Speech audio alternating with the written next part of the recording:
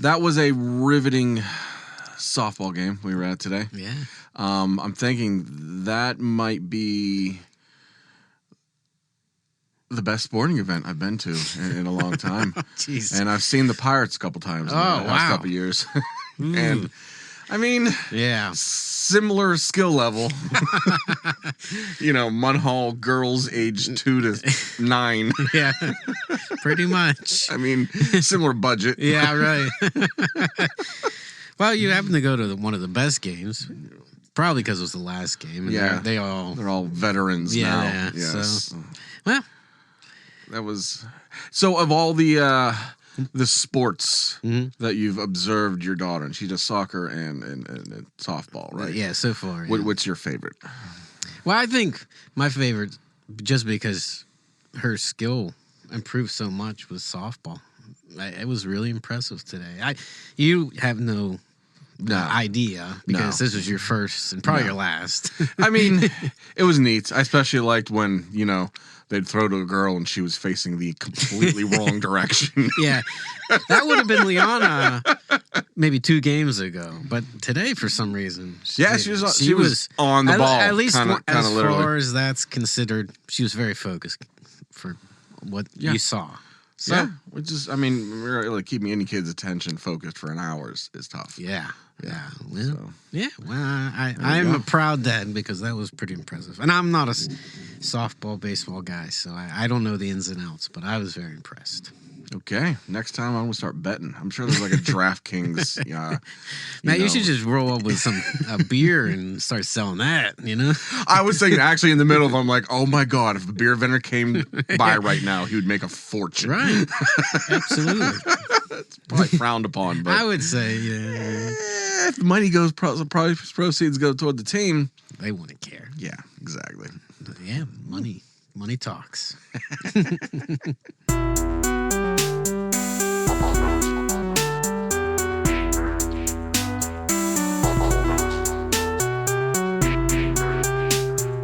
Almost Gamers.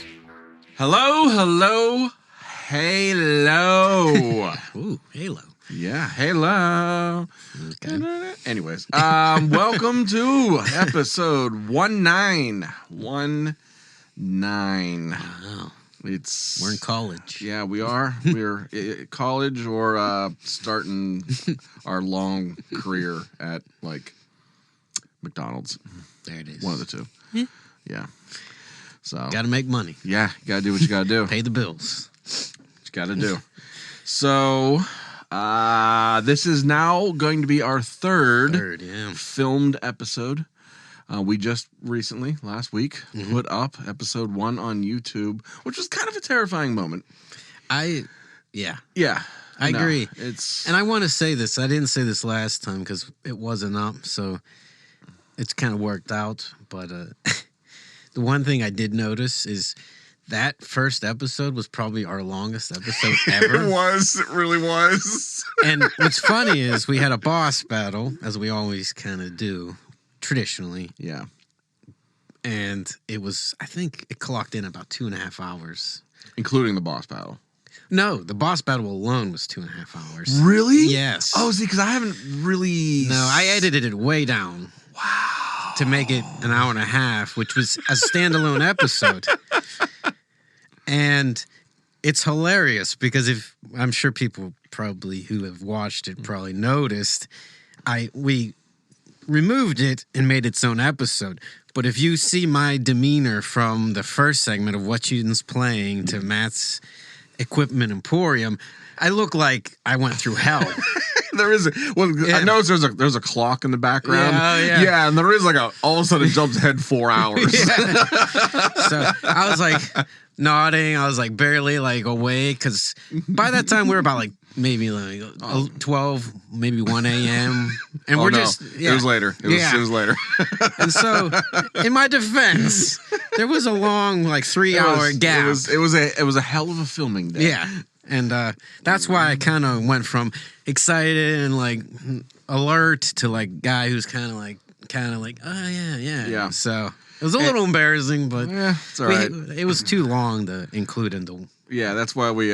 So the Borderlands will be its own standalone podcast coming out. Hopefully tonight. Hopefully, if we can. as the recording of this. Yeah, we're hoping to broadcast that. That will not have video because it unfortunately was out of focus almost the entire time. Yeah, 50% of it's out of focus Because we are almost filmographers. Yeah, it's Matt's phone. Yeah, I mean, that's what we got. Pixels are great and all, but you gotta do the bare minimum. Somebody gives us some cameras. Hey, That's sponsor right. us. Some camera company. Yeah, I don't have know. a photographer come out here and film us. Yeah, if you Make want our lives easier. Yeah, we'll give you some beer. Yeah, definitely. All right. And autographs. But so it's out there. So join us now on YouTube. No Check hate us yet. out. We got 2 likes, I think. Yeah. Oh, really? Yeah. I think the one was probably me. You gotta like yourself. If you can't like yourself, why even? You gotta try? start it. So yeah, we are not much to on report on lots of platforms now. So please join us in all of them. And we, as always, appreciate the listeners. I do. And appreciate the future feedback that may or not one day happen. So, thank y'all. Thank you. Whatchin's playing? Okay, this is a segment where we talk about what we've been playing. Mm-hmm. And I know we accidentally found out. It's actually funny this never happened before.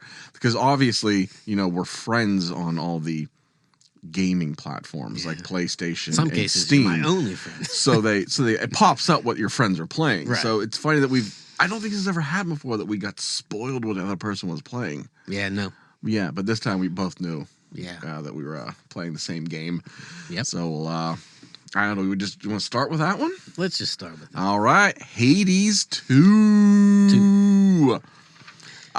We were both fans of the first one. We said it before in this broadcast many times that we are big fans of Supergiant games. And, especially you because you did that. Yeah, their soundtracks. Amazing.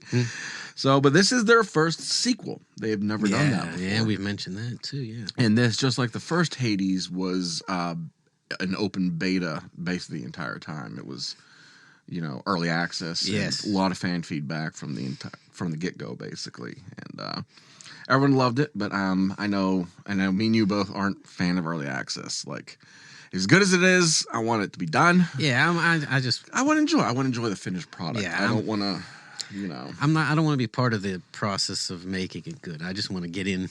Yeah. I don't know. That's just me. I mean, you save some money if you do get early access. And I think I cut this part from the last time, but the guy I know, he played it early access and said it was pretty much polished from the get-go. Yeah, I heard that as well. So it was almost like a full game. I think they added a few more features. And the story wasn't quite fleshed out. Yeah. And that's what I wanted to see. I mean, that's kind of why I'm playing it. But I guess some people just want to be part of the process. I don't know. Yeah. So this game is available now on Steam, Epic Store, and Nintendo Switch, and that is it. Oh, really? Yeah, it is not available on Xbox or PlayStation. It was a Nintendo Switch exclusive in the way that it's not available on the other consoles, but it's not it is available on PC. Interesting. And possibly Mac. We never talk about Mac. I don't know. Are games made for Apple, iOS? We're almost gamers. So there is that. Yeah. It does have widescreen support. I'd like to always chime in on that now. Because you got that widescreen. But that's important. Some games don't come out with that. And this does it very, very well. It was like, in there, and it looks great with that. Mm-hmm. It also, we're both playing it through Steam, I believe. I'm Steam. And it does support both Xbox and PlayStation controllers fully.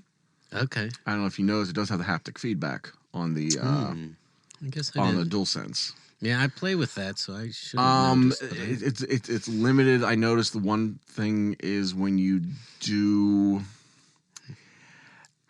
capture the spirits, you have to hold the shoulder button and then switch to the other shoulder button. Sometimes hold both shoulder buttons. Yeah. You know the minigame I'm talking about? Yeah. If you try to hit the wrong button, it feels it's locked.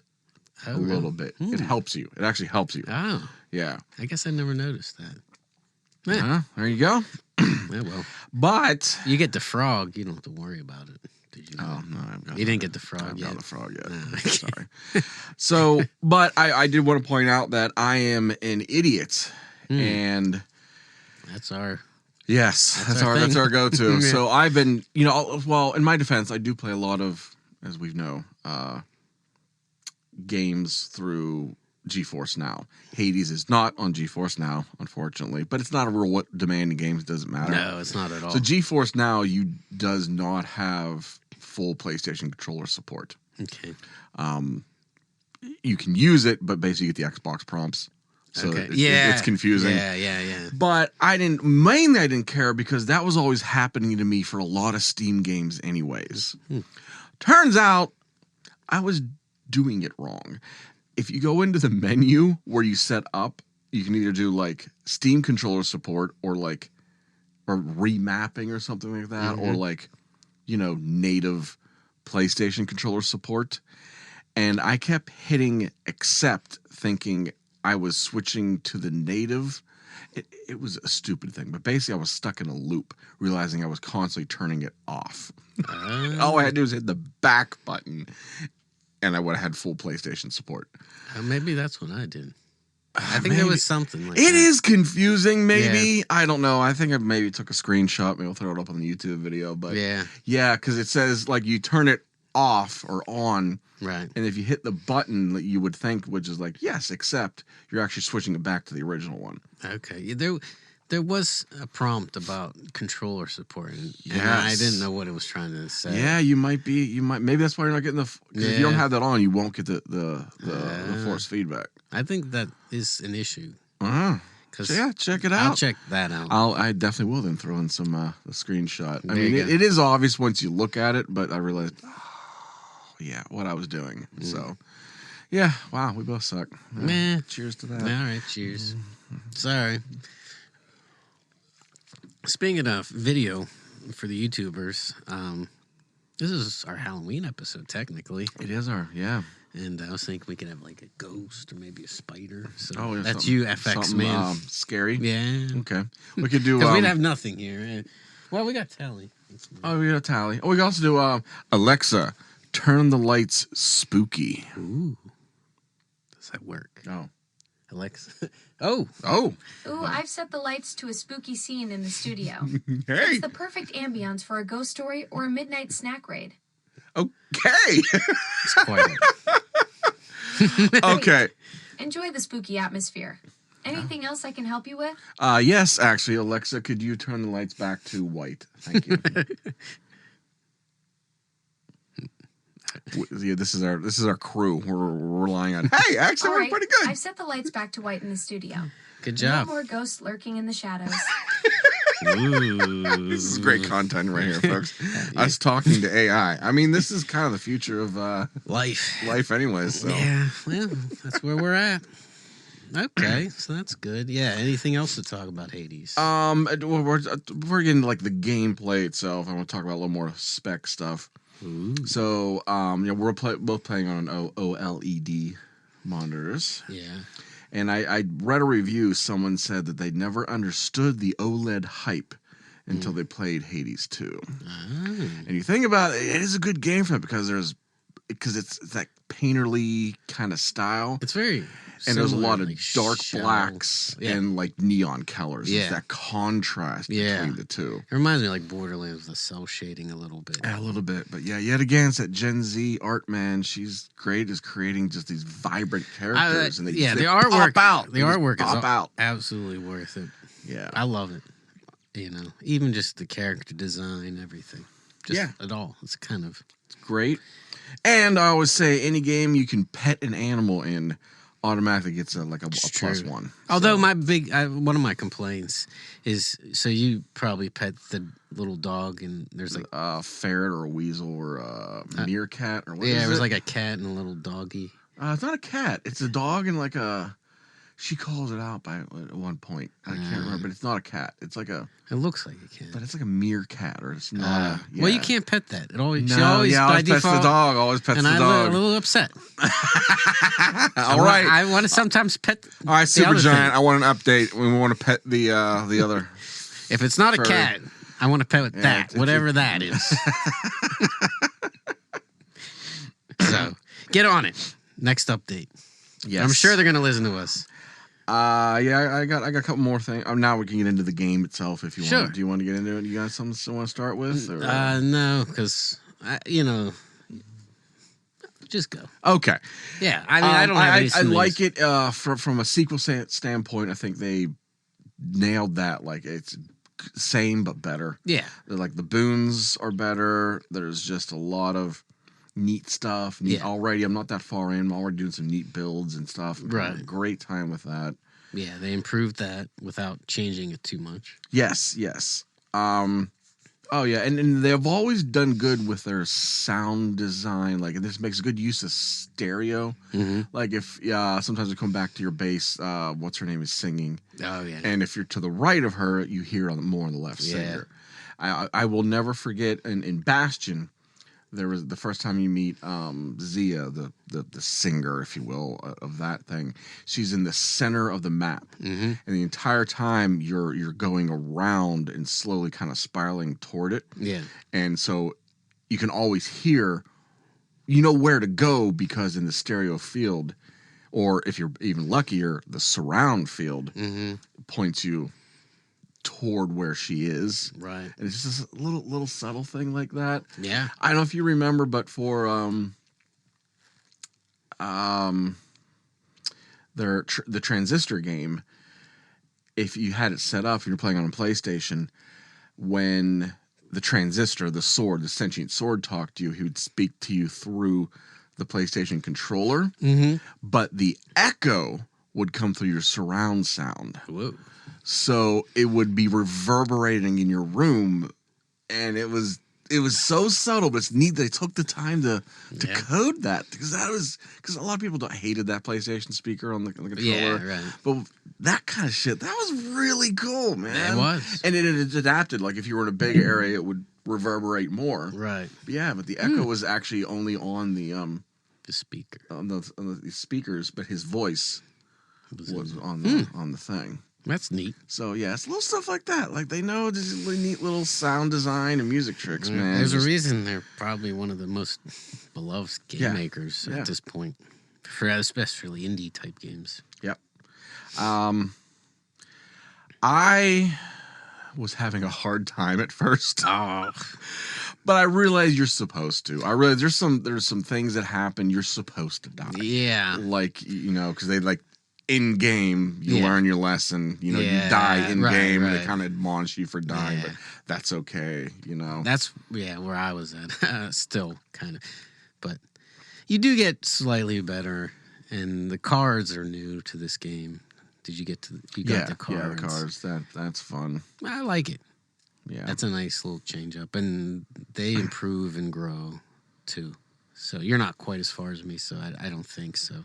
There's more to them. I figured there'd be some more cards, but yeah, that's why I'm trying to get too frustrated. I'm like second weapon. Yeah, I was getting a tad frustrated, but then you have to remember you're supposed to lose. Yeah, you're kind of supposed to die.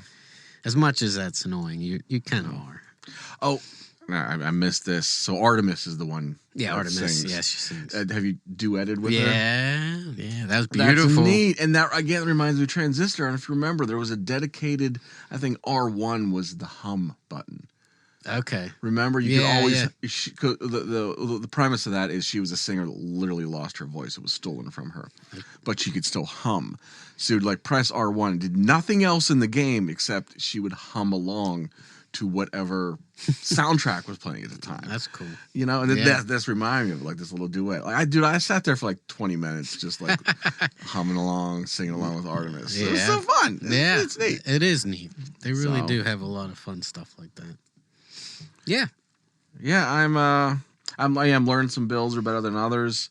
My big complaint, it's not a complaint, it's just, maybe if you're drinking a little too much, sometimes I forget which run I'm on. By that I mean I forget. Oh, that cool ability I have isn't this run. Mhm. It was last run. And I'm like, why isn't it triggering? Yeah, I don't have it. Yeah. I guess we should say to the audience, it is a roguelite Right. like game, if Very you will. much, yeah. So it's all about it's procedurally generated to a point, Mhm. but you die, you start back over, and it's a different scenario, different Yeah. power-ups, different Right. for the most part, Yeah. every turn. A lot of stuff does carry over. Story very much so carries over. Yeah, the story, that's what's nice about it. And then, yeah, you explained it pretty well. Yeah, you're technically trying to beat the game in one run. Yeah.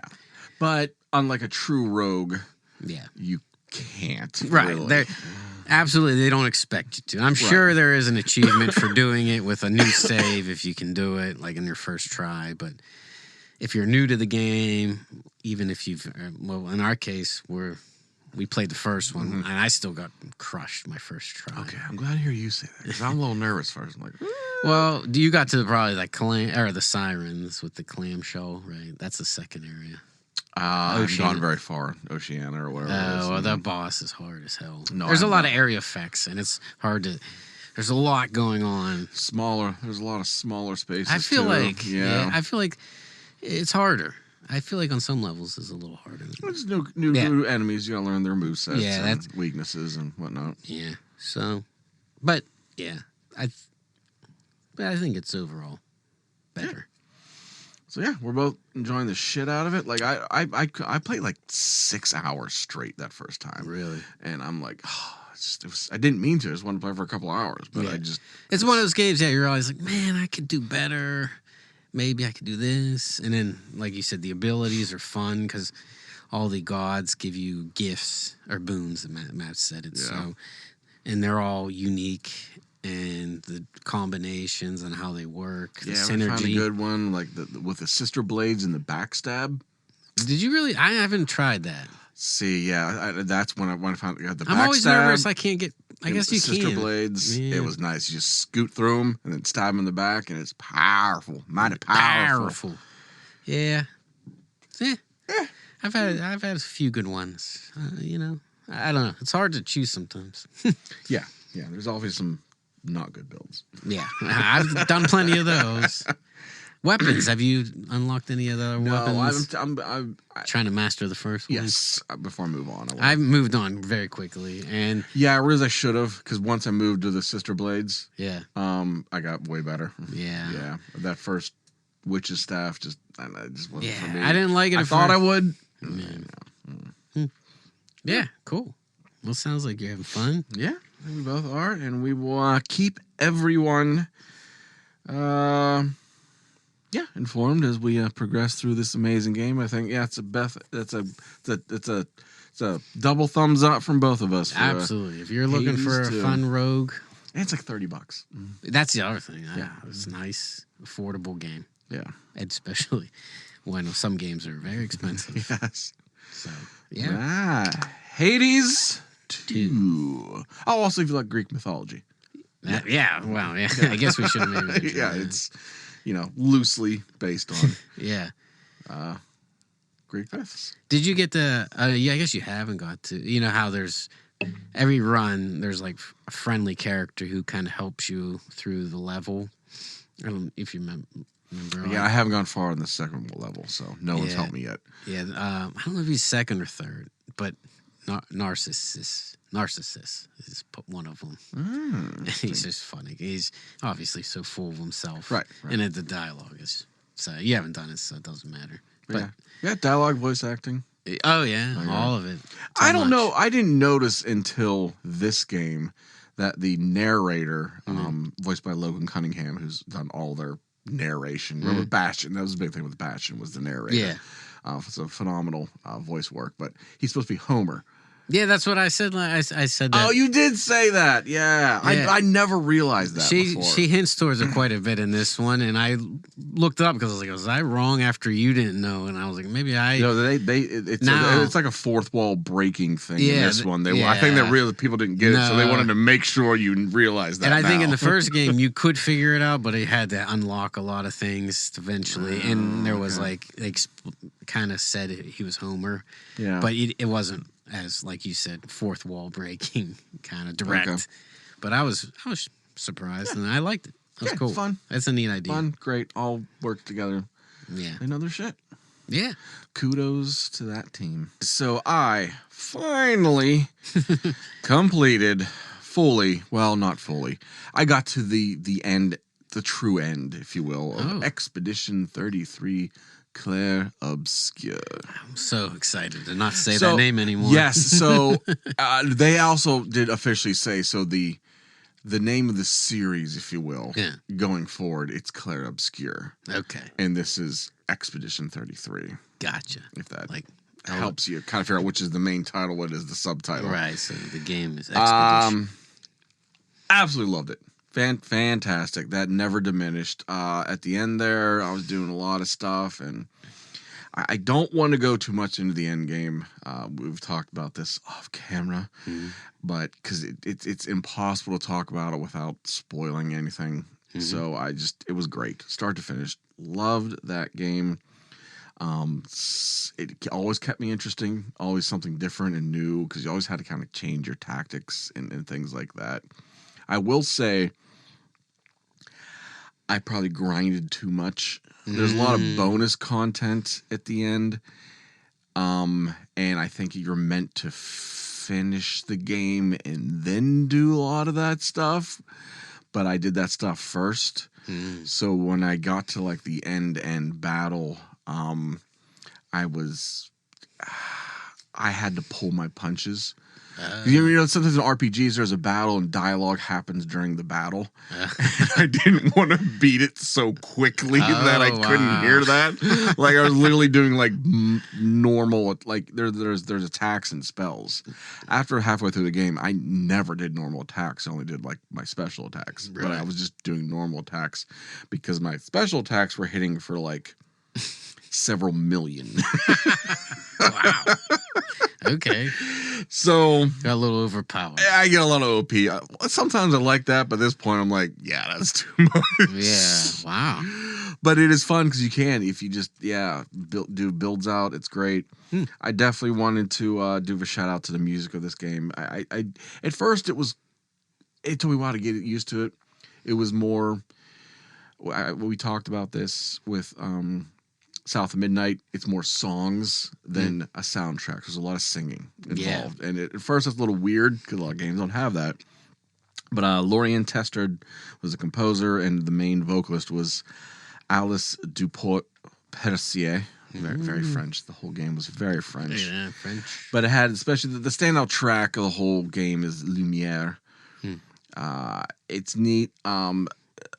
We've talked about him before on this channel. The YouTuber by the name of 8-Bit Music Theory talks a lot about the theory behind video game music, and a lot of it's over my head because I forget a lot about the theory, but it's neat. And he goes into like why it's so unique and different. But one, it's a lot of pop progression, but kind of minor. And the melody isn't your standard pop melody. It has a lot of dotted eighth notes and grace notes. So it has a lot of the syncopation thing. Okay. Stuff you don't actually hear.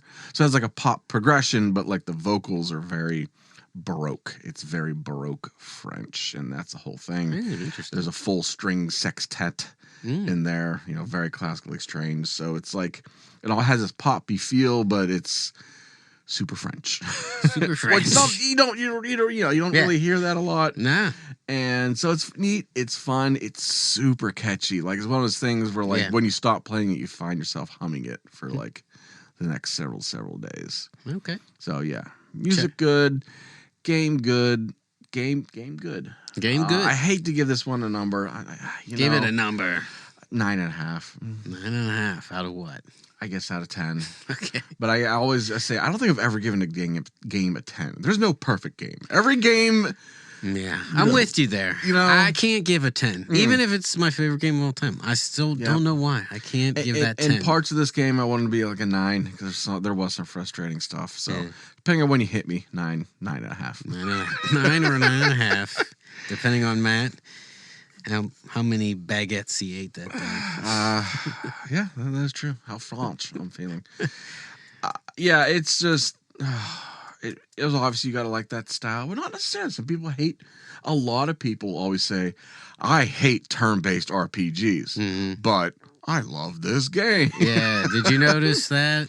Was that a thing for you? I like turn-based. But that's what I mean. Did it feel different enough? Yes. Okay. Yeah. So they changed the formula up a little bit. Yeah. Or enough. That Yeah. it's Enough, very different. enough.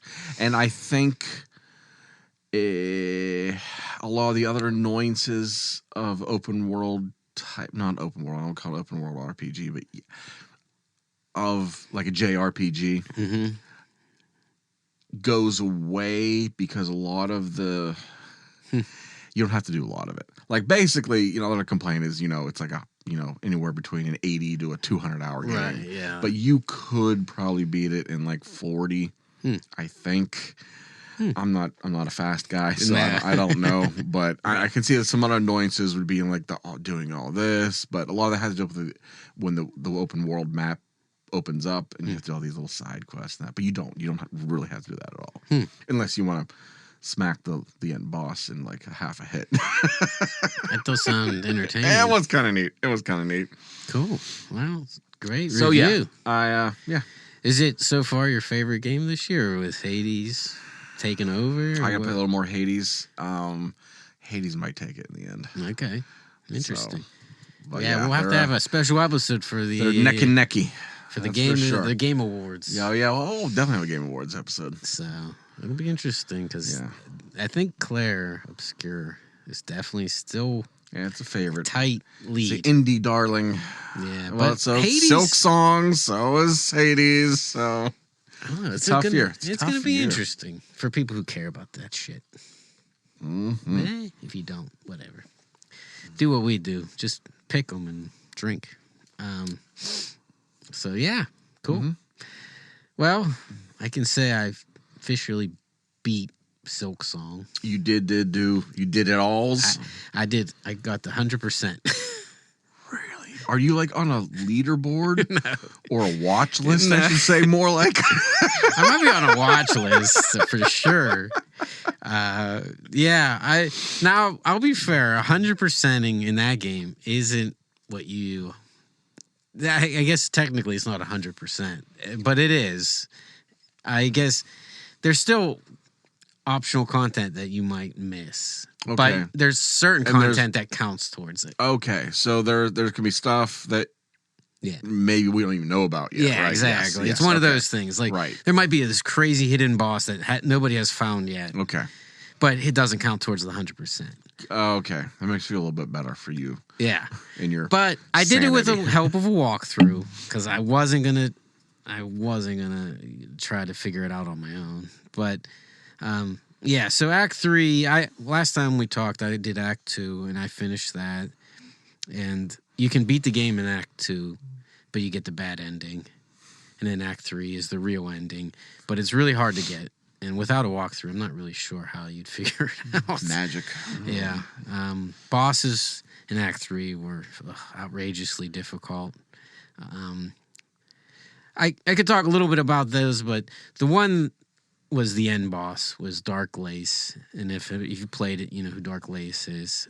She's... I think Hellish. she just... It took... I think I might have done it 100 times. And there was points where I just wanted to curl up on the ball and just cry and say, I'll never play this game again. I think as Gaming. as far as difficult gaming, this was the hardest game. Wow. But I think there was so many things that were just slightly on the cheap side. Like hitboxes that I thought were a little unfair. Like elements, I've seen people debate about this. Some people say, you're the worst gamer, but other people say, I think when a game, like you can stun the enemy. So when every boss has kind of the same tempo where you get X amount of hits and they get stunned and then you get a bunch of free hits. Okay. But while they're stunned, you still can get hurt by them.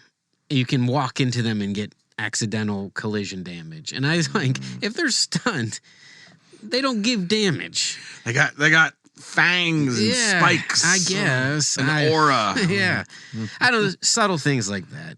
And it's 2D, so it's hard to, when you have one thing Ender Magnolia didn't have was collision damage. Just running into the boss, you didn't get hurt. You could. There was always a clear attack. Spell. This or game is notorious like collision. Everything is collision. So there's things like that make it more difficult. And I sometimes wonder if they're just making it difficult to make it difficult, and they are. And I think that's what they have fun. But I beat it. I'm done. I don't know if I'll ever play another Hollow Knight or whatever it is. But I did kind of scroll through some of the achievements, and I thought you'd find this funny. So there was an achievement for getting 100% and permadeath mode, which I think they call steel something mode. And I was laughing because most of the achievements are around a 3% range of people who actually achieved them, which is low. Yeah, that's low. But this one, you want to take a guess how low? Beating it on permadeath and getting 100%. So permadeath is exactly how it sounds. You die, you start over. You start over. It's basically a road game. One dude. You might be right. Because I don't know what their numbers are, but I looked and it was 0.07%. Yeah, okay. And I was like, who did that? Who did that? That's... Me and my wife were talking about, like, we're debating, what kind of person did that? That's insane. Anyway, so that was... I'm glad to be done. I was at times thinking I would never finish it because Dark Lace was... she had 3 kind of moments, like, 3 stages to her battle, and the third stage was just... so many particle effects, so much going on. I just got lucky, but it probably took me 100 tries. So that's too does that sound fun, Matt? Yeah, it sounds like a blast. I'm actually gonna quit this podcast and just go play that game right now. And then the other quick game I'll talk about. I haven't played enough of it. This is an old game, very old by our standards. Very old. All right. Well, not. I don't know. Now that you have me worried. But did you ever hear the game Inside? Yes, that's another. Wait, you haven't played that? No. Okay, yeah. You know it. Yeah. And you played it. I actually beat that one. Yep. Oh, okay. Well, then I don't need to talk much about it. Okay. But why you just like pulling out all these classics? I like it. Yeah. I just randomly somebody was talking about it, and maybe in a reel or in a social media or something, and I was like, "What is this?" And then classic, it's Limbo's. Yeah, the successful Limbo classic kind of puzzle 2D, not quite platformer. Yeah, side scrolling. Very unnerving. That's what I wrote. Anxiety. Oh yeah, there is that. Yeah, like because there was these scenes where dogs are chasing you and you have to like get away from them, and and this is a game where you're just like almost a little kid. Yeah, you're a little boy. Yeah, and you got to run, and there's no guns or no no way to defend yourself. No, you just got to somehow get away from the dog or the person chasing you. Yeah, and it's terrible when you do die.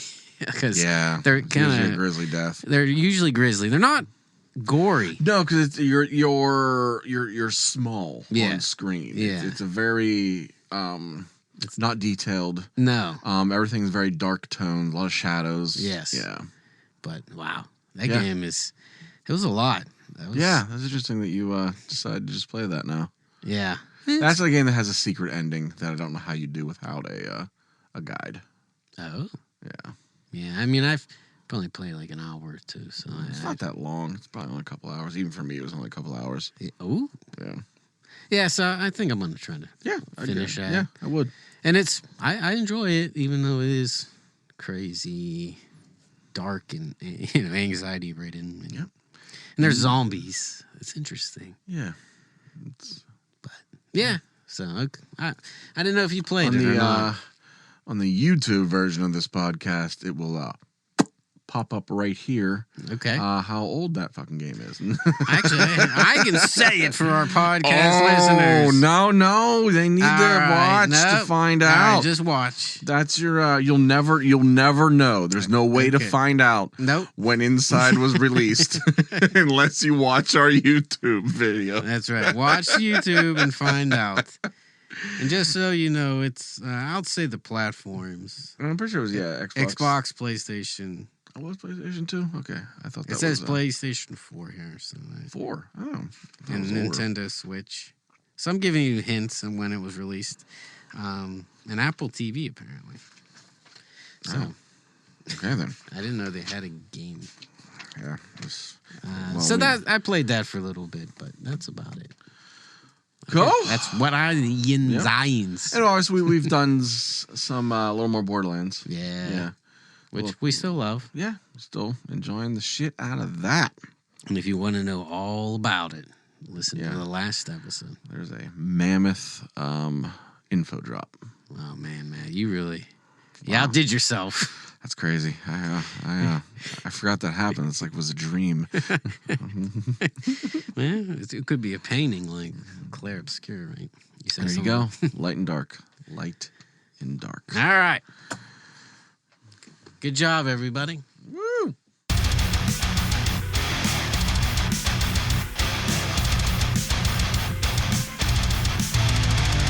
Boss battle! Boss. Ba-da-da-bum-ba-bum. Softball. All right. Inspired by tonight's earlier festivities. Yeah, we talked a little bit about We are going to do a video game softball draft. Yes. We're going to pick video game characters across all time and space. Yes. That we feel would make good softball team. I think. Yeah, really no loose rules. We said like if we want a specific position, we could say it. Right. But wouldn't necessarily have to be. No. But yeah. We're not experts, so don't. I mean, I went to softball college. Yes, I did. But yes, so it's supposed to be fun, so don't take it too. That's right. If your favorite video game character didn't make the cut, yes, we're sorry. yeah. All right, I'll just start. Go for it. Okay. There's really no reason. Pitching for my team. Oh, pitching is Kirby. Ooh. I don't know if shooting a ball out of your mouth is technically overhand or underhand. It's interesting. Yeah, I don't know. That might break the rules a little bit, but come on, man. That man can launch it. Can launch it. Plus, he looks like a softball. He does. He could be our mascot slash our pitcher. What's sad is Kirby made my team. Oh, but not as pitcher? Not as a pitcher. Okay, well, let's go into it. What's he doing? He's catching. Because he can suck. Oh, because he can. Oh, he just sucked the ball right into so him. So you think the pitcher's throwing it, he's sucking it. We had you double the speed of the ball. But that's if we're doing fast pitch. Oh, yeah. If it's a lob, what do they call underhand? I guess is the other way. I don't know, but I'm going fast pitch. I figured this is a pro here. Yeah. Wow. So Kirby was, if we were doing this actual draft style, I want to get him. You want to get him. That's what but I we're was not. saying. We weren't doing this as a draft. We're just doing it for Plus fun. Yours was different. Okay. Plus, I guess, is there a second player Kirby? It might be. Is he green? Yeah, there might be. We don't know. We don't. Do you know anything about Kirby lore? I've never played a Kirby game. Me either. There might be more Kirby's. I'm he's one of those Nintendo characters that appears in other things. So I'm pretty sure in Mario Kart. Yeah. I know he's in Super Smash Brothers. Right. So yeah. All right. Yeah. Kirby. We both says. Yeah. Well, you get to go again. I get to go again. Okay. Well, you want a good base runner. Oh. So I was thinking, who's fast? Mm-hmm. Who's fucking faster than Sonic the Hedgehog? Wow. I can't believe I didn't got even think of little red shoes, man. He's like, plus, if need be, he doubles as the ball. He does double as a ball. He does roll up in a ball. That's right. We just watched the movie with James Marsden. I've only seen the first one. Ben Schwartz. Yeah, we just watched Isn't that there one. like 3 plus There's a 3. series? Well, I think there's 3. Yet? No, I don't know.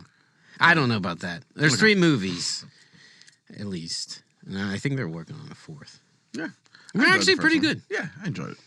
I mean, after they redid the character model. Apparently. Remember that? Yeah, He looked creepy as they tried shit. to get it more hedgehoggy. I guess, which, no. It was a hybrid, and it just didn't work. Yeah.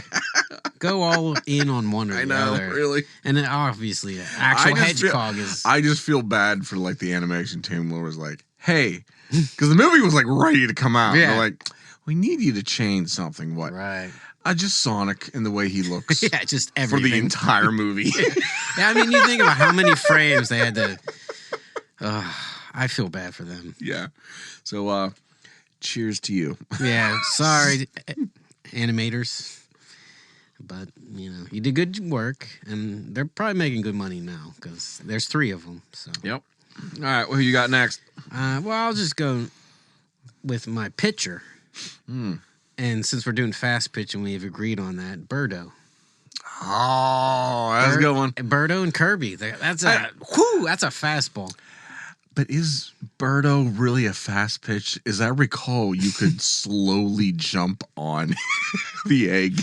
That's true. And slowly ride but it. He was kind of you a got Kirby knuckleball. sucking. You got Kirby sucking. There you go. They're both working in tandem. Okay. The suck and the blow. Plus, that might be their baby. So you're really going to swing a bat at that. That's true. Head games. We got it all. Games. My team is all about head games. All right. All right. And speaking of head games, I'm going to go with Patches from the Soulsborne series. Okay. I haven't played a whole lot. I've only played Elden Ring. But he is the trickster, the guy that always fucks you over. I vaguely remember this, but yeah, I played all the games. He kicks you off the cliff a lot, apparently. Okay. I never fell for his bullshit because he seemed like a shady guy. But yeah, so you need a trickster. You need a shady dude, He's somebody mind game. Yeah, you're right. Mind games, man. Yeah, that's all a lot about sports. Good. That's a good choice. All right. Yeah. So who'd you got? Well, next? now I'm getting into the big dudes. Oh. The big guys who are going to be the big swing for the fences kind of guys. Oh, okay. Oh, you went for some I want power. some batters, like these guys. And I went with it. You could pick any one of them, but one of the giants from Skyrim. They do know how to swing a club. Remember when they would smack you and you'd fly into the air? Yeah, go into the stratosphere. Yes. Okay. They could hit. Yeah. We get some home runs. They never hit. So I'm going all power. Little intimidation. Giants from Skyrim. Although I don't think I could wear a jersey. So yeah, it's all right. They're good. I don't know what they'd play in the field. Right. Probably outfield to catch because they're so tall. They can catch. Oh, that's true. Yeah, they'd field well too. Yeah, so all right. They're not quick. Solid choice. Okay. All right, I'm going for my power batter. Okay. Frank West. Now I don't know that. Yeah. I mean, I should know. Yeah. From Dead Rising. I know he was in the first one. I've played a lot of them. This is kind of the series. I believe there was an Xbox exclusive. Is that the game where you kind of make your own weapon? Yes. Okay. And you're in a mall. Yeah. For the first one, at least, you're in a mall. You can just grab. Well, he grabbed a lot of bats, and he was good at swinging them bats or pipes or crickets. Bats, so he's a good batter. He's a good batter. Plus, he's good with crowd control. I always say, on any of this stuff, you gotta be ready for a zombie outbreak. That's true. And obviously, if a zombie outbreak happens, that's true. At a game, Frank West is gonna be my guy. Frank West is your man. Or even just like one of those instances where the entire team charges, the mound. Oh yeah, a little bit of fight. Yeah, he's gonna do some beat down. Yeah. Not murderish, always beat down, but incapacitate. He's incapacitated. That's right. That's right. Oh, plus he's a photographer, so you could. He's a photographer. Yes, that's his whole thing. He's a photojournalist, so he can take the teams for the. So you got to take the photos, team picture. Yeah, I mean, at the end of the year, he's just a wonder. He does it all. Wow, he sounds like just a wonderful man. That's right. All right, thank you, Frankie. Yeah, all right. Let's see. Where am I gonna go? So I'm in my big hitters. And I think this makes sense because they always have that baseball bat, Super Mutant from Fallout series. Oh, okay, yeah. I was just funny. I was trying to think of characters that always have a bat. Super Mutant, yeah. They always tend to have the bat. Yeah, and okay. And definitely a big hitter. They are. And as a radiation, we're all thrown up. Yeah. Your man's just hitting dingers. And then speaking, he's kind of a zombie-ish kind of a guy. Oh, yeah, there you go. So him and Frank can they can have at it. Yeah. But yeah, that's just chewing each other's face. So I just thought, yeah, they could probably, but again, not very quick. So my team's lacking on speed. All right. That's why later on I adjust for that. You're roided up. You're roided up. Yeah, I'm all roided up, ready to go. All right, man. All right, my next one. This is a bit of a curveball, if you will. Right. Joanna Dark from the Perfect Dark series. Okay. I don't know if you're a little familiar with those games. Yeah, a little bit. She just seems like the person to be good at softball. You know? I have one like that. Actually, I think I have two. I feel like it's just like this family syndicate thing of like super spies, and I feel like they might have a softball league, and I bet she's the star. I bet she's the one always practicing. Everyone else just kind of shows up drunk with like a cooler full of like Coors Light and some, there's always those people, and but pasta then salad. She's coming there to like kick ass. Pasta salad. Who the fuck brings pasta? To a softball game? Who brings pasta fucking salad? To like, we're having like a North Park, All right, well, all right. Pasta salad. You heard it here. Yeah, all right, Joanna Dark ain't bringing no pasta salad. Pasta salad. She's bringing the wins. She brings those hits and the runs. And not the runs from eating pasta salad, right? Warm in the sun pasta salad. Okay. All right, man. Beat that. This one's kind of a little bit of a cheater, but I think we're already ridiculous. Oh, yeah. Goro. He's got all them fucking arms. From Zelda? Goro. Oh, bro! I'm thinking the little guy with the from Mortal Kombat. He yes. has, what, 6 arms? Oh, what does it? What, get more arms? You get more bats? That's not how it works. No, he has more gloves. Oh, He can catch every ball. Well, there's only one ball. But you know what? Sometimes it's over here, sometimes over there. All right. Oh, yeah. You got more chances to catch it. I don't know. I just thought a lot of arms. Yeah, I guess. Yeah. And again, like you said, he can. He's got, if these 2 arms are tired, he can go to these 2 arms to swing the bat, right? Switch it up. Yeah. And maybe he's southpaw. I don't know. He does different. So when you have that many arms, so you're not so left-handed or right-handed. Are you like left top-handed? Exactly. Which He'd be is the so dominant confused. He hand? could be our pitcher as well. It'd be so confusing. Where's the ball coming from? Goro. I like it. I never would have thought of that one. All right. I'm gonna do the dude or one of the dudes from RBI Baseball. For the Nintendo. Going with an actual. I couldn't remember the back in the day. I think because I know Hawk, you had like the big guy, the skinny guy, and like the fat guy. They were RBI Baseball. Were they actual characters or just it was just? I never dudes? Played RBI Baseball, so I don't know. That's the one I think. What Mario was the pitcher? Was it really? Or the catcher or the ref? He might have been the ref. I think he was a ref. I think it was the ref. I feel like he was a ref. All right. If my memory serves me. Yeah. So, all right. You know what? Then I'm going with that. I'm gonna have ref in my games. Mario from RBI. All right. He's a ref. Matt chose a ref. That's right. You gotta have a fair game. Well, him and Patches might work together. I'm just saying. Ooh, it's paid off the refs. Now we're getting no. Okay. Threaten the ref. All right. No subtlety there. Nope. This one was just because I that was my big dudes, and I needed somebody quick, and you can't get anybody quicker than Quick Man from Mega Man 2. I mean, it's in the name. I needed a speedster. All right, so I don't know Mega Man real well. I'm assuming he just kind of like skirts around the stage, like leaving trails of himself behind him. Kind of. Yeah, I think that's kind of what he did. I think he had a boomerang was his weapon. Oh, that's how you got the boomerang? Yeah. Okay. Well, that's how Mega Man worked. Like, you defeated the boss. Yeah, you beat the boss, you get their ability. Power or ability, yeah. Okay. And, Quick Man. Quick man. So he's our quick guy. Okay. Believe it or not. Yeah. I mean, Can't get more there you go. on the nose. All right. Quick Man versus Sonic. Yeah. Where's that game at? Ooh. Now we're talking. Okay. So now at this point, I'm going to introduce the coach of our team. Got a ref. Now we got a coach. Yep. But he's not afraid to jump in if we need someone to actual play. Oh, he can serve as both. We're talking Commander Shepard. Nice. That's right, man. He's a good commander. And if shit gets real rough, he'll just use an Omni Blade to just fucking slice that ball in half. I thought I'd just kill everybody. But yeah. Okay. Well, that's kind of fitting because I have my Mass Effect person, Oh, yeah? Jack. Ah. I just feel Is that like again because you think that she'd be good at...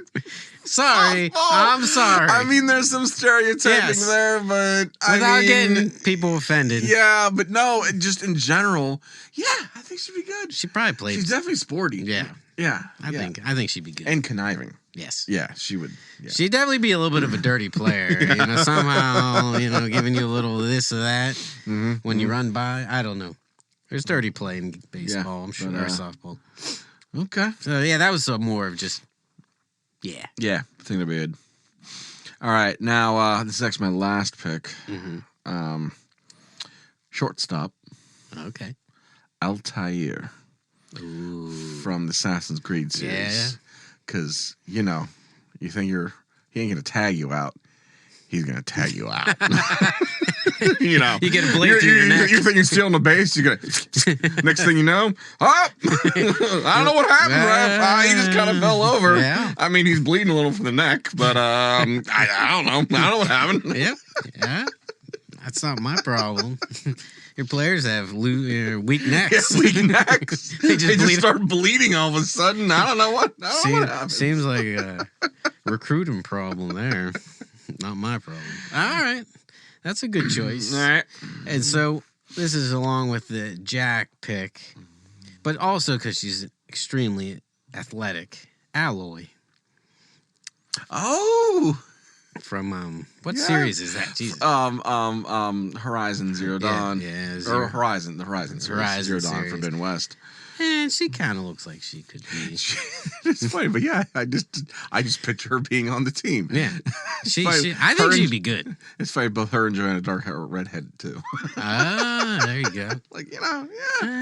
But I can see, yeah. She'd what was her clan that she grew up with?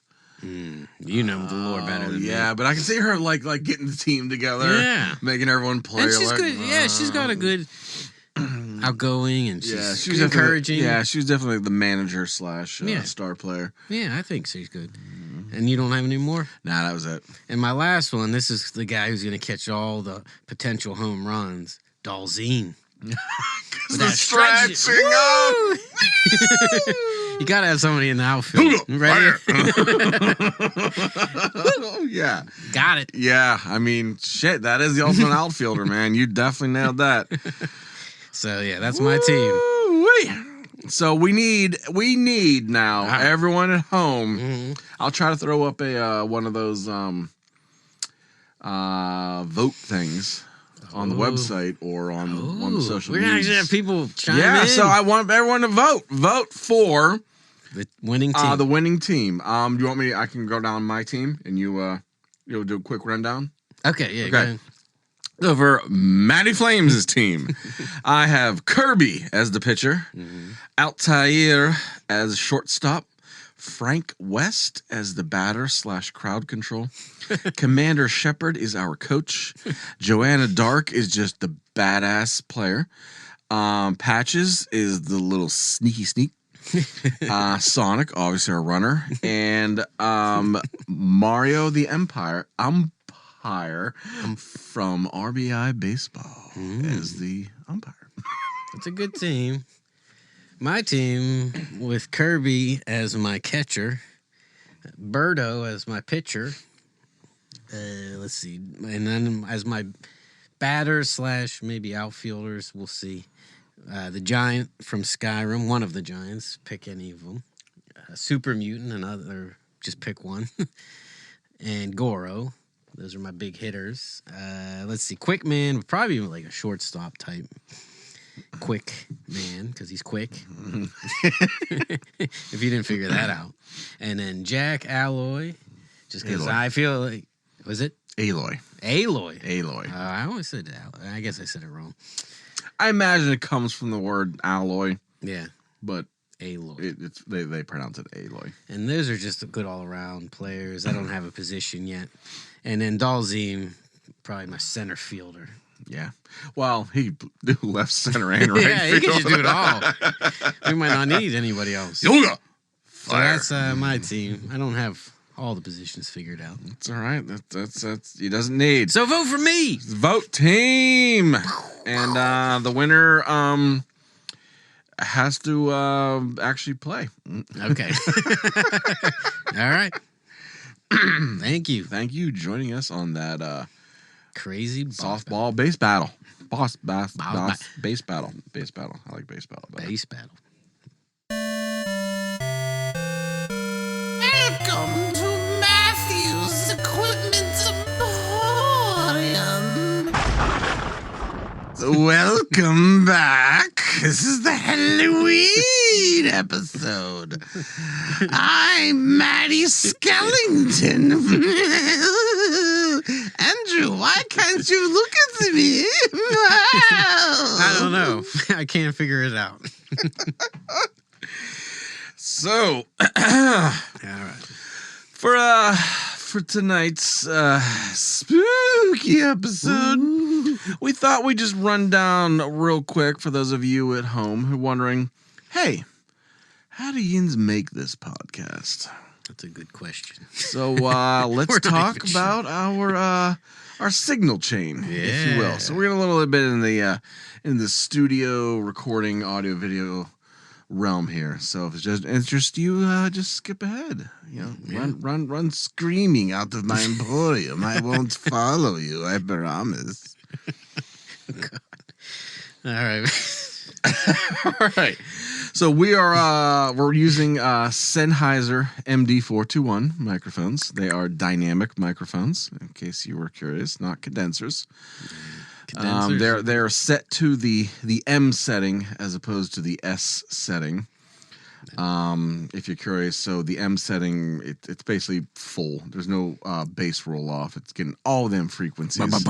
Actually, our first episode, I dialed it down a little toward the S, and we noticed we were a little too tinny sounding. So if anyone was curious why we sound different from episode 1 to episode 2, that is why.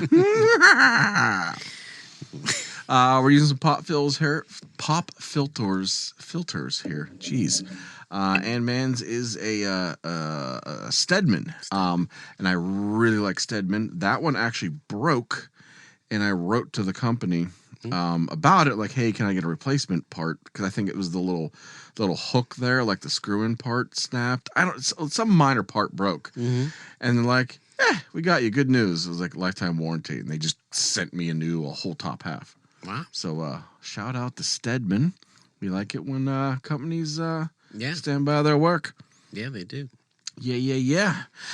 These are DR microphone stands, which we love. They are heavy duty, literally heavy.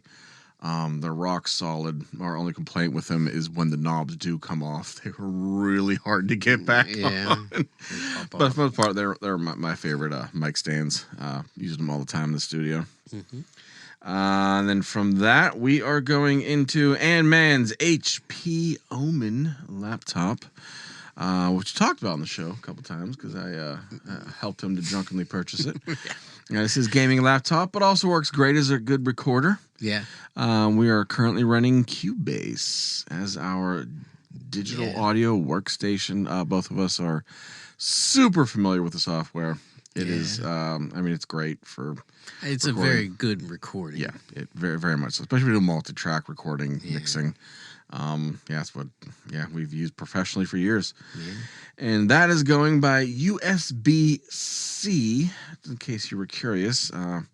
because we're PC guys. Yes. That is going into the PreSonus HD8, which we've also talked about on the show. Yeah, a little bit. More of a recent purchase, but we're going directly into that. That is a preamp / audio converter / audio interface. We're not using any external preamps or compressors. We kind of decided early on that was probably we didn't need to do that for this podcast. We sound good and sexy on our own. Ooh, yeah. So yeah, kind of going bare bones in, if you will, to most people. Not dry bones, Carl. Yeah, but yeah, that's right. That's right. For filming, currently we're using my cell phone, which is a Pixel 9, which has been doing. I think it's good enough. Yeah, you know. Yeah. Maybe we'll get more angles. Yes. If we get more. Oh yeah, cameras. maybe a couple other shots. And you're like, get all them angles. Yeah. For video editing, I just recently got DaVinci Premiere, which I love it. It's pretty awesome, and it's free. Like it's like high super quality and free. It actually amazes me that it is free. There's a paid version, but so far there's not any additional features that I feel need to pay for. So yeah, the free version is good enough Yeah. for what we're doing. Yeah, for what we're doing. And that I actually do my video editing on my custom built PC. It's a tower. Tower. And for the podcasting distribution, we use Buzzsprout, which so far has treated us well. Yeah, I think they're pretty fair. Yeah, I mean, maybe pretty they're fair. We're not, making any money yet, but You could change that. Yeah, you could. It does have that option. So yes, that is how we come to you through the magic of electromagnetic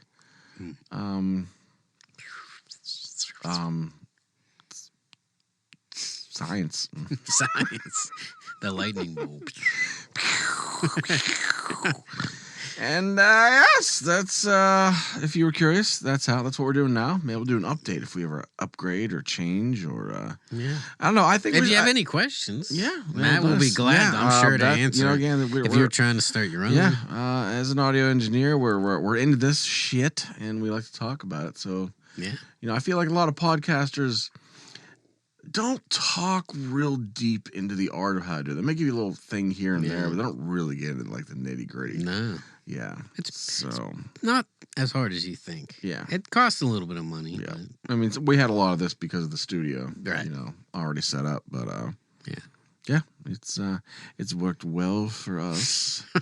And as I dangle my fingers toward Andy, you guys are the audio only version. You guys are missing out. 'Cause Yes. It's Go to the YouTube. it's Super creepy.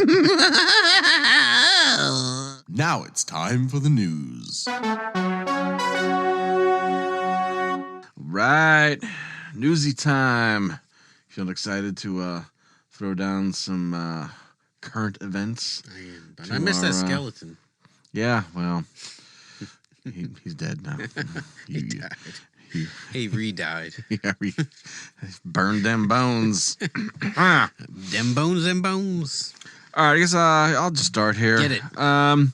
So I know we talked about this before that there is a very, very obvious knockoff of Horizon Zero Dawn By 10 cents. by Tencent. Yeah.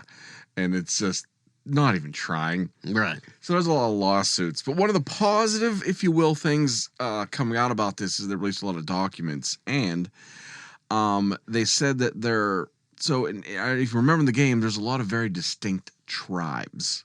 Okay. Like there is the Nora, which is what Aloy was a part of. We couldn't remember that earlier. Yeah. And there's like the Oseram and the Banuk and the Karja. Mm-hmm. Remember, they all have very distinct looks and very, like their outfits. Like you can tell, like, oh, this is a Nora, or this is an Oseram, just by kind of the way they looked. And they said that it was very expensive to develop, and like kind of on purpose. They spent a lot of time kind of doing like a Mesoamerican style with sci-fi elements, which is exactly what it was. So they spent a lot of time and money like making sure, like, hey, an undetermined amount of time in the future, if the U.S.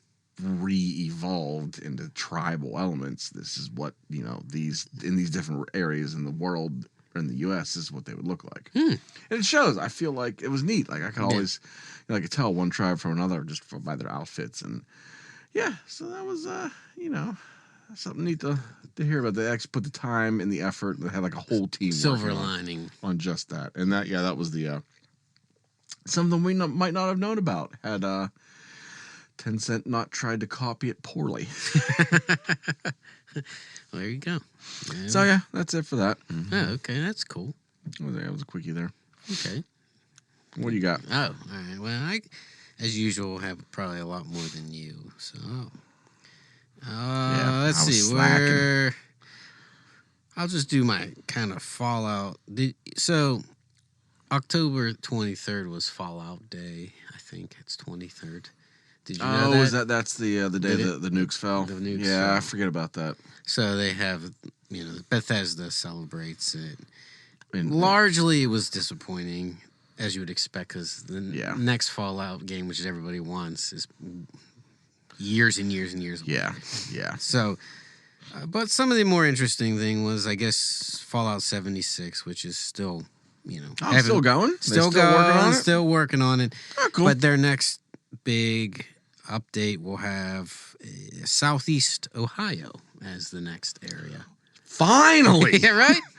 Woo! I've been hoping for that. Oh, so thank God we're finally get to see. So I guess that would actually include the poor train wreck town of. Is that in Southeast? East Palantine. Yeah, there we go. Well, it makes sense because the original game was West Virginia, so I guess they're kind of we're moving spreading up the Panhandle and going toward like. So. Oh wow! But the bigger news for me, which I think I've given up on the game, but I have played Fallout 76. I forgot about that about you. I think I bought it actually on PS5, I should say. Okay. It looked dated graphically, as you'd kind of expect, because it's a pretty old game at this point. But the big news is they're actually early next year, they're finally updating it to a PS5, Xbox Series X. Oh. Native. So I guess that means the graphics will and textures will improve, which was largely holding me back because actually it is kind of cool. It's pretty fun. There's all kinds of events. It's multiplayer online. You play. It's an MMO. RPG, which means massively multiplayer online role-playing game. There you go. Thanks, man. Yes. So meaning it is the game largely evolves because of the thousands of players in the world doing things. Yeah. And also the nature of it, the developers continually change the world, add content. Yeah. That's just kind of how they're Southeast Ohio. But also it costs you it also costs money, like they get you transactional fees if you're interested in that. New, clothing, new armor, that, most of it nowadays they've made it cosmetic because a lot of people get frustrated if it's actual good gear. So it's mostly cosmetic. But, so, I don't know. I thought about going back a couple times, but I was like, man, these graphics are rough. Yeah. Even though it's not that old, but it. Interesting that they're not just throwing a HD coat on it. They actually are updating. I think textures. So. Yeah, it sounds like it's So. All right, good. I don't know. Might be worth checking out if you're into the Fallout series because Fallout 5 won't be out probably for another 10, 15 years. Didn't they also introduce like an anniversary edition of Fallout 4? Yeah, there's some other things, but I don't know. Yeah. I mean, I didn't jot that down because I don't think people really care. Bethesda's known for reissuing. Yeah, that's what people are basically complaining about. Yay, we get to play reissues of games. But I don't know. Bethesda's taken a lot of hits lately. I did, on a related news, I did see someone had said, it was a developer, it was another developer, and they said, had any other studio made Starfield, Yeah, I did see it that. probably would have been a hit. Yeah. And I thought that's interesting, and I agree. because they're for one, I mean, they can't. There's such a thing as being too good Yeah. and ruining expectations. Yeah. I see you're wearing your Starfield hat, which is actually awesome. I feel like I'm going to get a lot of people. If we do eventually get people watching this, people are going to be very upset with that hat. But I wear it proudly. I love that game. We both did. We will both defend And if you're it. going to make fun of me, make fun of me. Go for it. I don't care. Hey, if you like a thing, Yeah. it's fine, man. Just like it. That's what I mean. People like Coldplay. We don't understand it. Ooh, we're getting the Coldplay. Oh boy, this episode got unhinged. Sorry, folks. At least you didn't make fun of Taylor Swift because we know that ends careers. Oh, yes. I like Tay Tay. I don't really listen to her, but my wife, who has good music tastes, and she'll be happy I said that. She loves her, and Yeah, she has some good stuff. and I respect that. There's some with Bon Iver I actually really, really like. Okay, So there we go. So you didn't make fun of her, and Nope. that's good. Yeah, I will not. Coldplay, we're cool. Anyway, they're from the you're right, from the UK, right? So we don't care about them. Yeah, that's right. They're not American. All right. Let's keep going. Let's see. Do I have any more Fallout? No. Like you said, there was some other stuff, but I didn't bother to really look into it. Oh, yeah.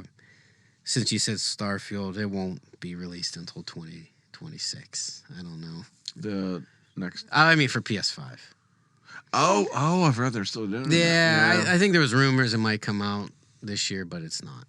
Okay. So if you own a PS5 and you're waiting for it, it's not till Yeah, I'm next year. surprised they're delaying it so much. I mean, I understand maybe it's a technical thing, but you would think exclusivity thing. Obviously, Xbox is done with exclusives now. They're That's what I mean. They gave up on that. So Halo. Oh, another Fallout. Funny, silly news.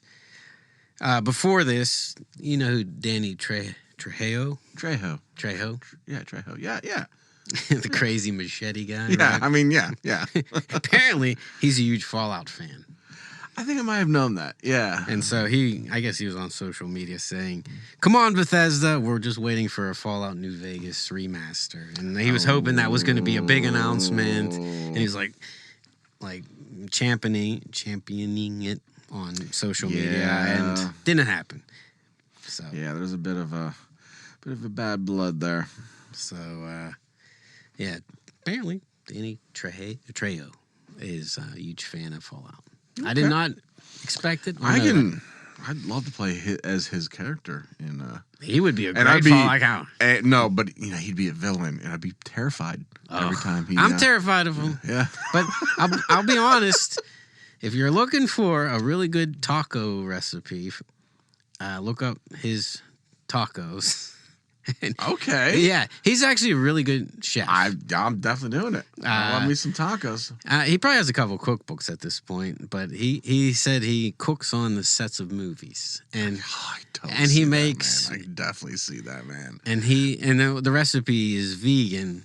And so he says, you never know on Hollywood sets. There's a lot of vegans, and so he's very. Oh, this is vegan. Oh shit! So he makes vegan as much as any other. So he can do it all.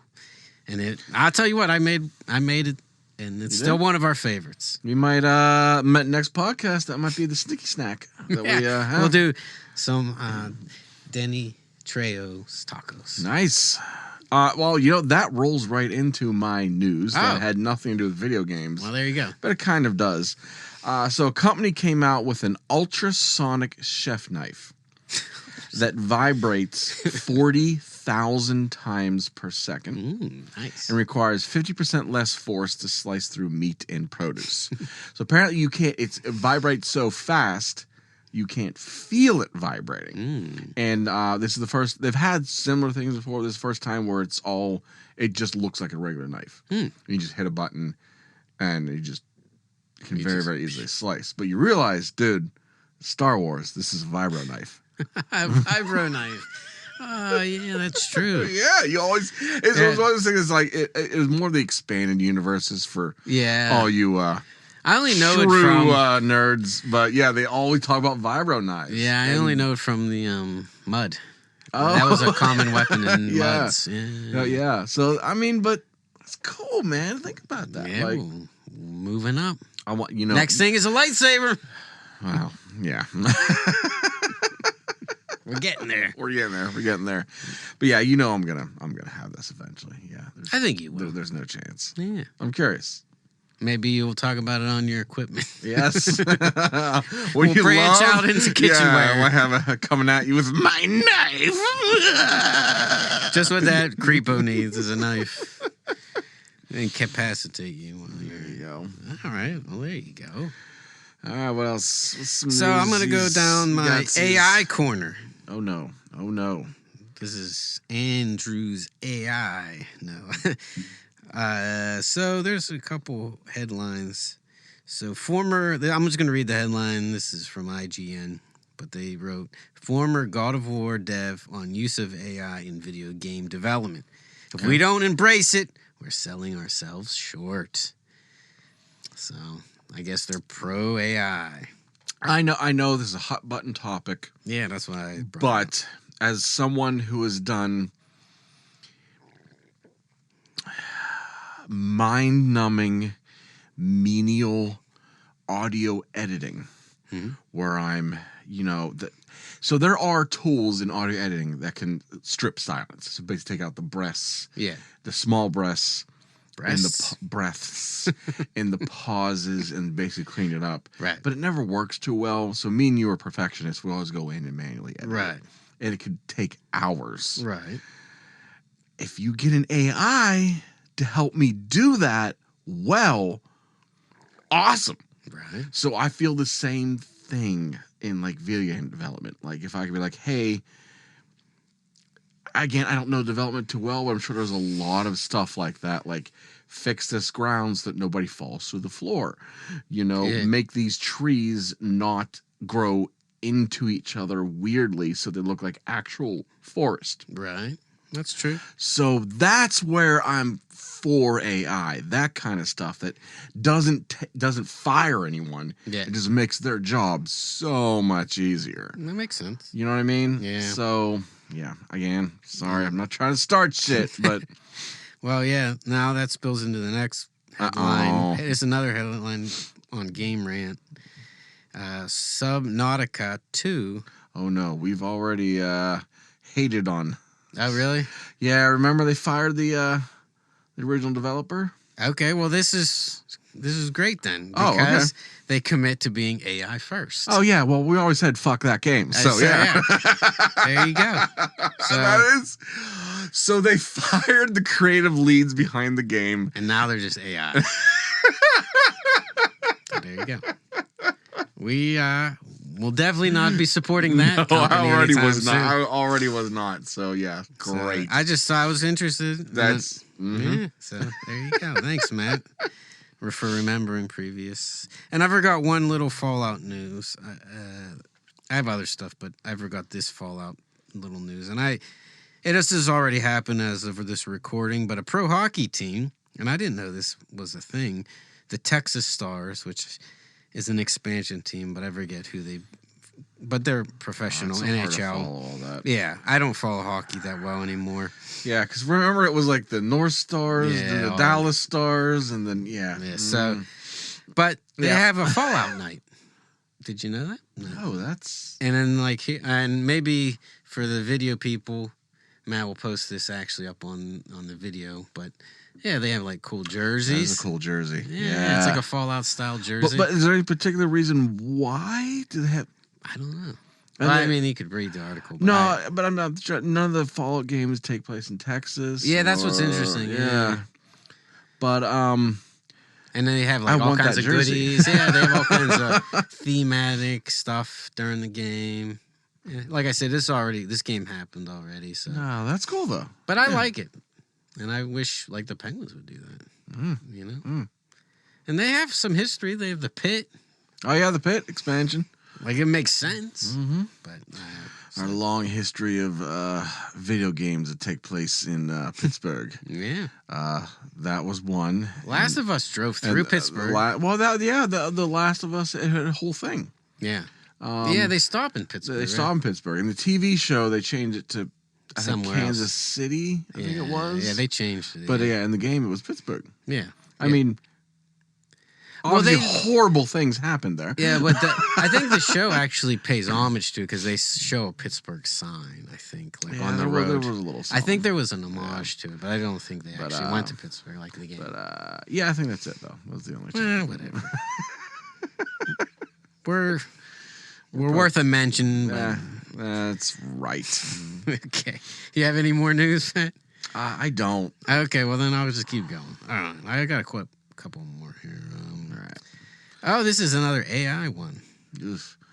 But I don't know why I even put this up here. But Elon Musk's AI game plans were called out by Larian Studios, which Larian Studios created most famously, as of now, Baldur's Gate 3. Right. And they basically trashed his take on it and saying the AI just doesn't have the passion to create good worlds that you want to be involved in, and it's just kind of it'll create a loop that satisfies that dopamine hit, but does it have characters you really want to be involved with? And he basically said, "Yeah, we don't know. I mean, there obviously could be a point where it can and will. Yeah, but that could be so far down the line that we don't know what life will be like then. Yeah, right. That's true. I think there's going to be hopefully a healthy medium between AI just helping the creatives do what they want to do as opposed to struggling on menial labor. Right. That's true. But that's just my hopeful. Wow, I'm never hopeful. Yeah, you. Wait, what? Optimistic Matt? What the shit? Yeah, I don't know. I don't buy it. All right. So I'm going to go quick here. The history of Metroidvania. Ooh. There's a book. Really? Yeah, that's what the book's called. The history of Metroidvania. And it apparently goes really in depth in how it was created and all the storylines involved. I don't know where you can get it, but it's $55, 232 pages. So if you're really interested in, we've talked about it quite a bit because I play them, and it's one of my favorite genres, to be honest. Have you ever read a video game book? No. I don't mean like a fictional, you know. Oh yeah. So the only one I ever read was Masters of Doom. Yeah, I remember you were talking And about that. That is highly worth a read. Yeah. So that is about John Romero and John Carmack and id Software and the history of Doom and it's a very interesting peek into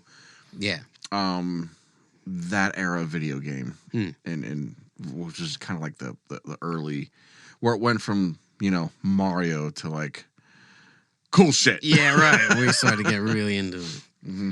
But yeah, that could be interesting, I think. But yeah, that maybe. It'll give me. I haven't read a book in a while, so maybe there it is. That'll be in my future quest. Future quest. More Fallout news. I guess Fallout releases, according to Game Rant, Fallout releases real life Nuka-Cola and Sunset Sarsaparilla. Yeah, I don't know why.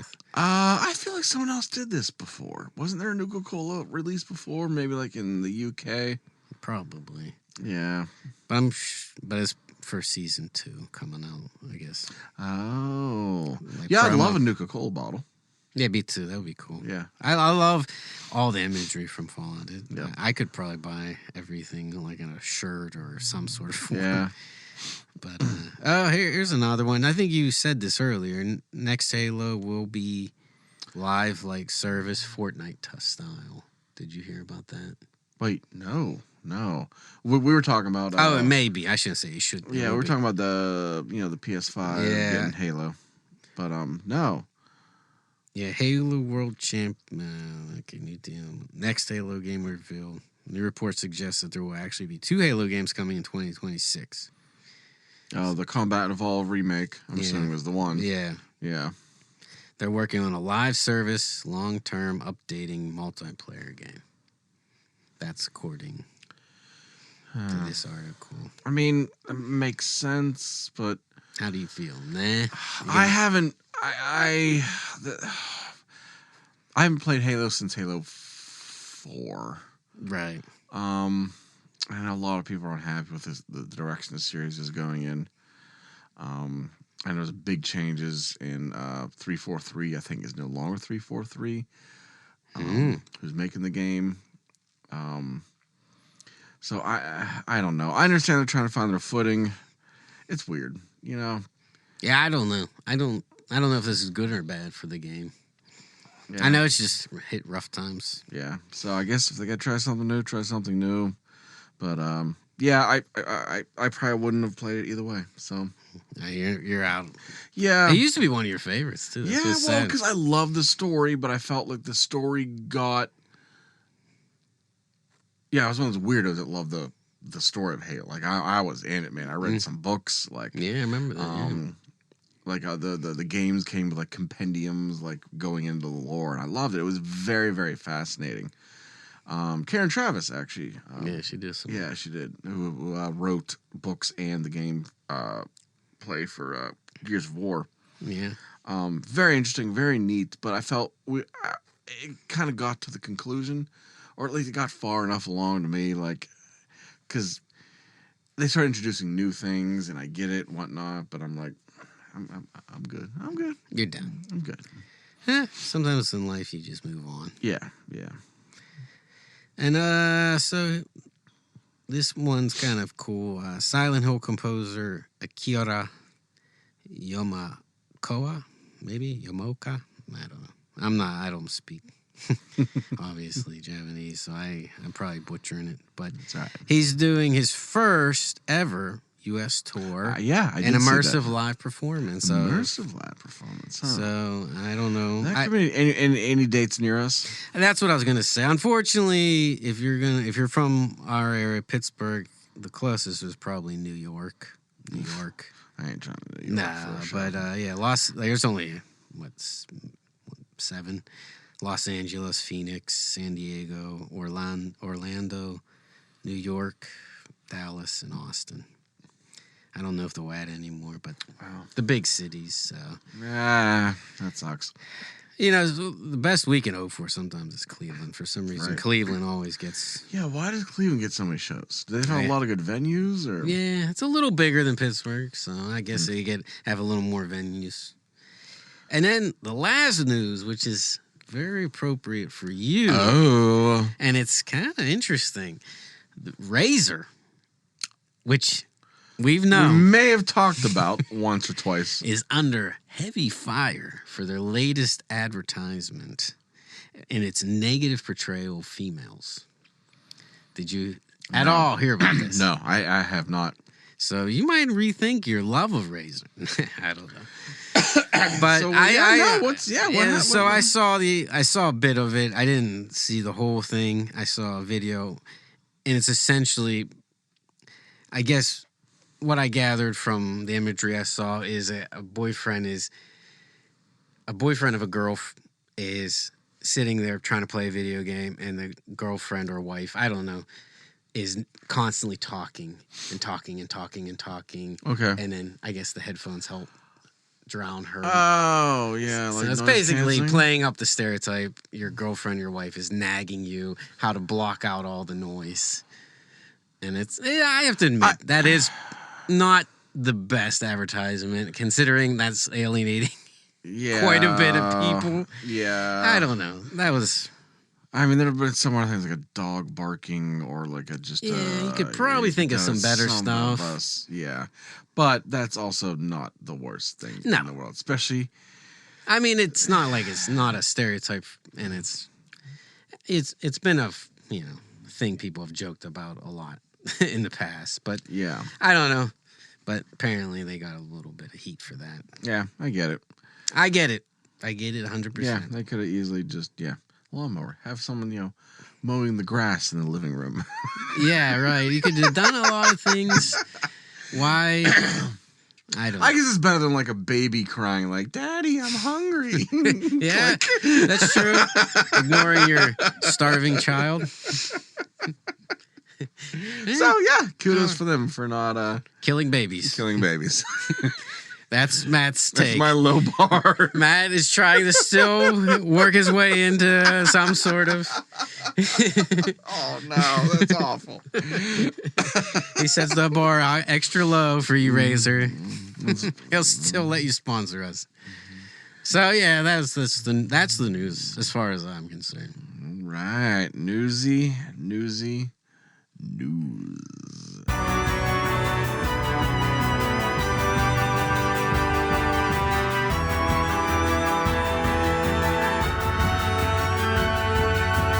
Future quests. Time to talk about what we're going to say we're going to do, and then we won't do any of it because we're both just going to play Hades and Borderlands. I mean, realistically, between now and next recording, That's that's all that's going to happen. I'm sorry. No, I do still have. I forgot about Doom. Dark Ages. Oh, you really did you? I might get back into it. Yeah. Yeah, now that we're doing another first-person shooter, probably not. Yeah. I do want to maybe, again, if I'm like something for a lot different, I'll go into, was it The Beast I Am? Oh, remember? I Am the Beast. Yeah, I forgot about that. Yeah. And I really would like to try out Monster Train 2. I still have it. Okay. No, I haven't. I just, yeah. Do you own it? Oh, it's on No. Game Pass, right? I don't know. I don't think. I think it is a Game Pass. Is it? Yeah. Oh, I should just. That's a good. Maybe just kill some time in an afternoon. So maybe I'll do that. Easily, Maybe that's I'll do a nice that. one. Yeah. But a game in the not too distant future Okay. that I completely fucking forgot about Okay. is Outer Worlds 2. Oh yeah, Yeah, just that came released, out. yeah. I know. I mean, you played the first one, right? Just a little bit. Oh. Not enough to probably give it a fair assessment. But I played through the whole thing. I thoroughly enjoyed it. yeah, you did. It was more Mass Effect-y than I thought it would be. Because it was like Fallout in space is Right. what everyone Yeah. kind of said again because it's Obsidian. Yeah. And, yeah. They kind of leaned into the Bethesda formula. Yeah. And it had that, but there was one of the reasons it reminded me of Mass Effect is there was spans of hours where I didn't do any fighting.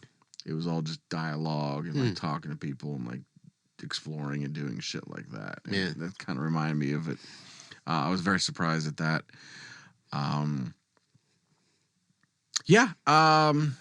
Yet another game where I fell in love with a character voiced by Ashley Birch. I mean, That's your girl.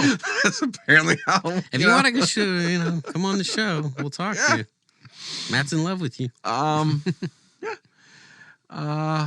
But I really did enjoy that game. So I'm interested.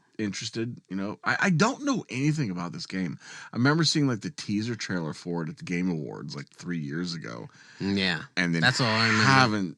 The reviews actually been pretty solid. Okay. Which you kind of expect from them. They're not going to blow the socks off you necessarily, but they make really solid. I fun enjoyed games. Avowed. Avowed, Yeah. yeah. That, which is interesting that they made this game pretty close on the heels of that. I know. Yeah. And it didn't show because it's still, like I said, it got good reviews. So it wasn't like there was a quick turnaround that they were just like, let's pump this stuff out. They put time and effort. So, Right. But I don't know anything about it, to be honest, other than the reviews. I saw some review scores. So Okay. Yeah. I don't know. It didn't capture me when I first played it. I don't know why. I liked it, but I didn't love it. And I was like, do I really want to stick with it? And ultimately, I just said, nah. I don't know why. Time and a place thing, maybe. Yeah, I don't know. Just some of the, yeah. But I could see if I really pushed myself, I could probably love it. But Okay. I just didn't do that for whatever reason. Reminds me a lot of Starfield, actually. Yeah.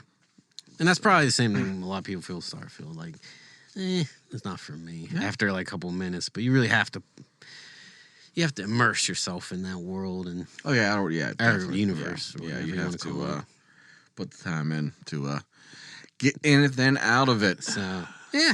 Yeah. So that You think you'll play it though? I will. I definitely will eventually. Oh, because I think pretty sure it's on Game Pass. So. Yeah, it is on Game Pass. And I have the cheater Game Pass, the Game Pass for PC, That's which right. wasn't As an expensive. insane amount of money now. Yeah, Haley's gonna quit soon. I think after Yeah. I told her that.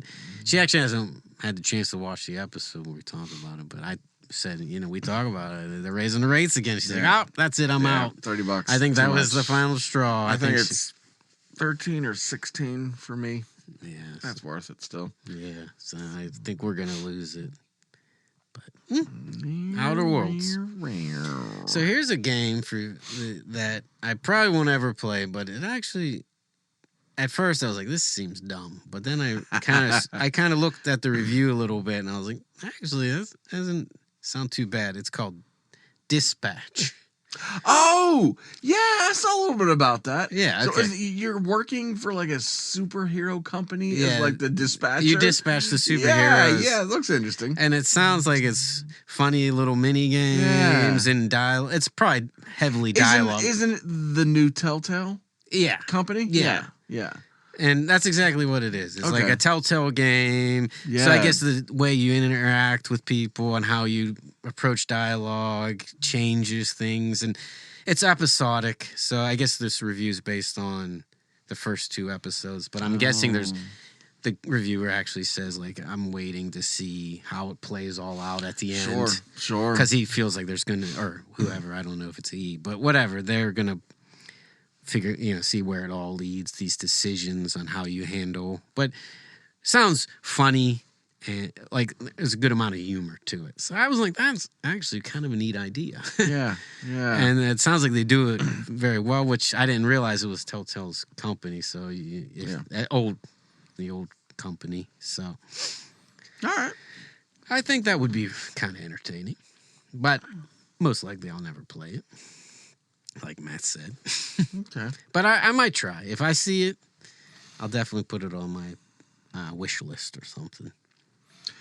The other one I kind of have is I saw it real quick and I'm like, maybe. It's a VR game. And what is this Sean Connery and Catherine Zeta-Jones movie where they're like thieves? Oh, yeah. And there's like that sexy scene Yeah. where he creepily watches her go through like a laser. Oh. Remember, like it was like the lasers. Yeah. There's always like that laser grid that you have to like kind of Navigate, yeah. navigate through. So this is it, but so it's not VR technically; it's AR. So you're in your actual room, but there's like lasers. And at first, like that's cool, but I'm like, I ain't doing backflips in my room and like kick flips. Like I don't. I kind of want to check it out, but it probably will suck. Yeah, that's a game that sounds interesting concept-wise, but in practical might not be fun. Entrapment? I want to say the name of the movie was Entrapment. Yeah, it sounds like a respawn. No one cares. Ah, Sean Connery Sean- alive? That's a good question. Alexa, is Sean Connery alive? Everybody wait. Sean Connery died on October 31st, 2020, at the age of 90 in Nassau, Bahamas. Well, there we go. Halloween.